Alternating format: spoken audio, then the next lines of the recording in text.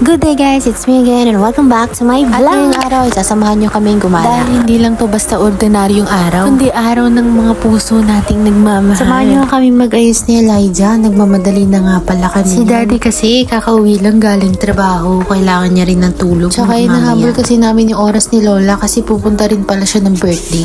Ganito pala yung itsura ni Elijah pag nagugulat sa mga nangyayari. Gising na kasi niliguan ko na agad para makapag-ayos na kami. Ang bilis, dito na nga pala yung grab namin. Ayun, nakasakay na si Lola. Lagi kami nag-grab kapag kasama si Lola. Kasi hindi naman kami magkakasya sa motor, diba? Syempre, first of all, we ask for guidance. May napadalang naman dyan. Naman niya nga pala yung bigay sa kanyang dinosaur. Kaso nga lang, medyo delikado dahil baka matusok ang lalamunan niya. Nakarating na nga kami. Grabe, sobrang ganda dito. Parang resort. Sobrang saya ko nga pala kasi nakita ko tong lugar na to. Ito nga pala yung pangalan nung pinuntahan namin. I-post nyo na lang. Sobrang ganda nga pala ng ambience dito. Hindi siya aesthetic na masakit sa mata. May pagka-aesthetic naman siya, pero pwedeng-pwede siya sa old generation. Nakakamiss tuloy yung dating generasyon. Paano kasi ngayon, lahat ng pupuntahan mo, pare-parehas na ang kulay. Ito nga pala yung kalahati ng Alvarez Park Cafe. 9 AM nga pala kami nakarating, kaya hindi pa kami pwede mag-order ng pang-lunch. Tuloy si Lola, hindi niya kasi ma-order yung paborito niyang fish fillet. Ito nga rin pala yung first time na Valentine's ni Elijah. Happy Valentine's, mahal ko Elijah. Ito, masaya siya sa dinosaur niya. Nakapag-order na nga pala kami ng breakfast. Kakain muna si Elijah para hindi siya mainggit mamaya. Tsaka kasi baka mamaya mag-iyak-iyak na naman siya. Hindi mo naman talaga akalain may pasabog pala tong batang to. Charan! Diba yun lang, wala silang pang baby na diaper. Kaya dito na lang namin sa gilid ng lababo nilagay. Habang mag-aantay nga kami, umibot muna kaming tatlo. Si Lola naiwan dun sa table kasi natatakot to siya dito dahil lumaalog. Balak naman sana namin kumain dun sa Kingsfisher Point. Buti na lang sarado. Iyak, mananervyos talaga si Lola dyan. Nagpunta nga pala kami dito para mag-picture-picture. Restaurant nga din pala tong mga to. Yun lang, American food naman yung mga nandito. Gusto ko sana yung steak. Pabalik na nga pala kami dun sa table. Baka kasi dumating na yung mga pagkain. Dito mo talaga makikita na nag-enjoy ako. Kaya lang pala yung pinakamatinong celebration namin ni Daddy ng Valentine's Day. Siguro natutuwa ako. Dumating na nga pala yung order namin ni Lola. Yung sa kanya, omelette ham and cheese. Yung sa akin naman, adobo flakes. First bite, thank you Lord. To be honest, sobrang bagal ng serving nila kahit kayo lang yung customer. Halos isang oras din kami nag-antay. Pero in all fairness, sobrang sarap ng food nila. Walang tamot sa mga sinerve sa amin. Sobrang sarap lahat. Ubusin mo talaga lahat kahit busog ka na. Si Daddy, sinusubukan niyang paamoy kay Elijah kung magigising ba. Ay, mabuti na lang hindi nagising para hindi magliko. Siya, kakain muna kami. Pinakapaborito ni Lola, avocado ice cream. Ito naman yung akin. Chocolate, strawberry, and vanilla. Ayun, tamang-tama. Gising na kung kailan tapos na kami. Fill out na lang. Buti na kasama si Lola. Picture lang saglit. Tapos pauwi na rin. Nakasakay na kami ulit. At wala nang update dahil nakakahilo dun sa loob ng sasakyan. Finally,